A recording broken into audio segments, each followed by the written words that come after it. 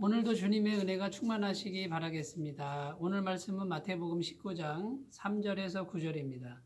바리새인들이 예수께 나와 그를 시험하여 이르되 사람이 어떤 이유가 있으면 그 아내를 버리는 것이 옳으니까? 예수께서 대답하여 이르시되 사람을 지으시니가 본래 그들을 남자와 여자로 지으시고 말씀하시기를 그러므로 사람이 그 부모를 떠나서 아내에게 합하여 그 둘이 한 몸이 될지니라 하신 것을 읽지 못하였느냐. 그런즉 이제 둘이 아니요 한 몸이니 그러므로 하나님이 짝지어 주신 것을 사람이 나누지 못할지니라 하시니 여짜오되 그러면 어찌하여 모세는 이혼 증서를 주어서 버리라 명하였나이까? 예수께서 이르시되 모세가 너희 마음의 완악함 때문에 아내 버림을 허락하였거니와 본래는 그렇지 아니하니라.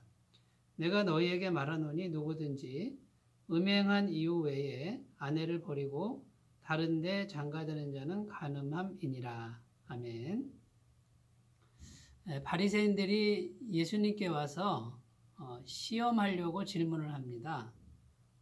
어떤 이유가 있으면 아내를 버려도 됩니까? 라고 하는 질문입니다. 그때 당시에 유대인들은요, 자기 아내를 쉽게 버리는, 그래서 쉽게 이혼하는 그런 풍조가 만연되어 있었습니다. 그래서 그 수치되는 일이 있다 그러면 아내와 이혼해도 된다라고 하는 이런 가르침을 주는 그런 유대인들이 많았다고 합니다.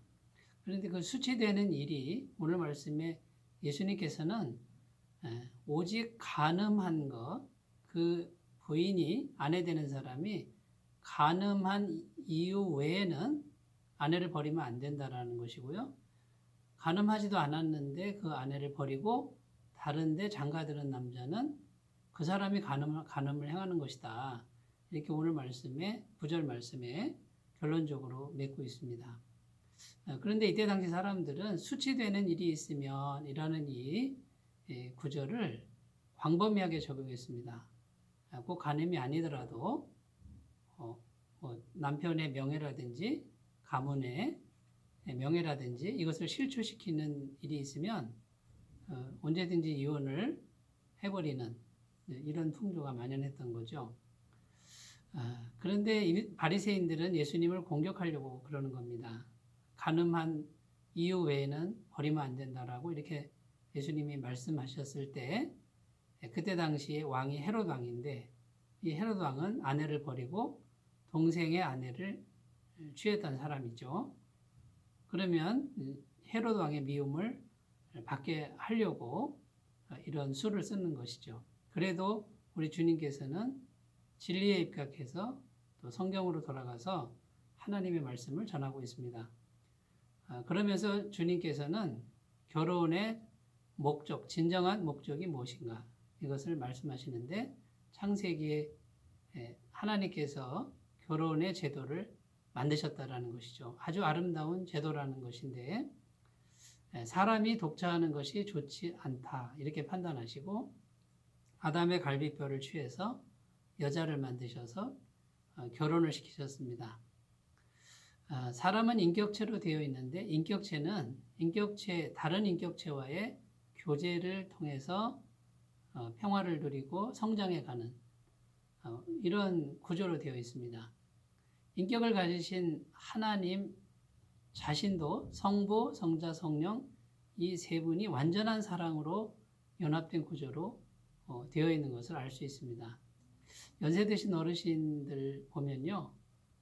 남자분이든 여자분이든 금슬이 좋은 관계로 있다가 한 분이 먼저 천국 가시면 다른 한 분은 급격히 쇠약해지는 또 우울증에 빠지는 이런 예를 우리는 얼마든지 볼 수 있습니다. 그래서 인격체는 혼자 있을 때 좋지 않은 것이 틀림없고요.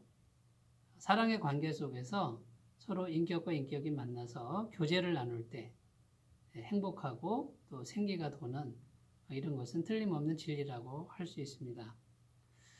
그래서 하나님께서 남자와 여자를 만나게 하시고 둘이 부모를 떠나서 한 몸을 이룰지니라. 하나님이 짝지어 주신 것을 사람이 나누지 못할지니라.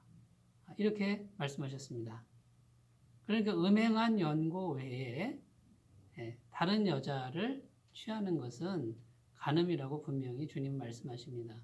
그러니까 주님께서는 일부 일처제를 지지하시는 것이죠.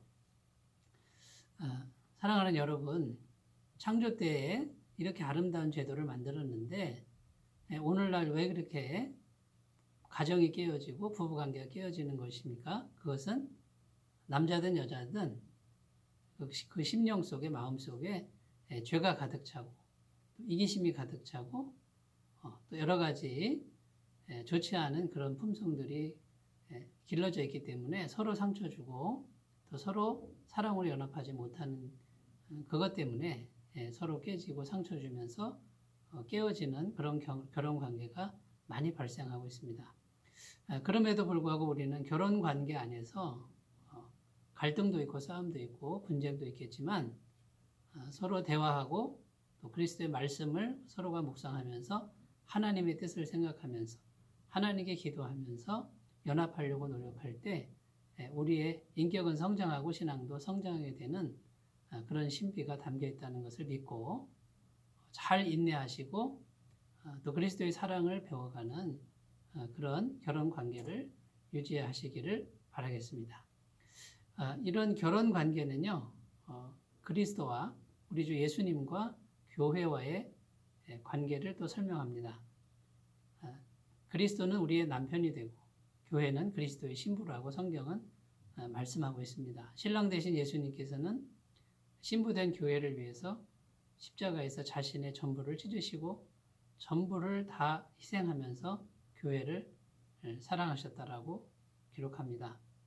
그런데 부끄럽게도 교회 신부인 우리는 늘 죄 가운데 있어서 예수님의 마음을 아프게 하고 예수님을 떠나서 세상을 쫓아가다가 또 다시 돌아오고 이런 잘못을 계속 범하고 있는 것이죠.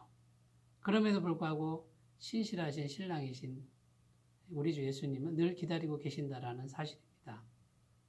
우리가 간음죄를 졌어도 우상을 숭배하고 마음속에 주님보다 더 귀한 것을 얼마든지 놓고 살아도 그 죄를 용서하시고 또다시 받아주시는 그리스도의 사랑이 있다는 것입니다. 우리가 교회 생활할 때 옆에 있는 성도님들이 성격도 맞지 않고 또 환경도 맞지 않고 또 생각도 다 다르지만 우리가 교회 안에서 생활해야 되는 이유가 무엇입니까?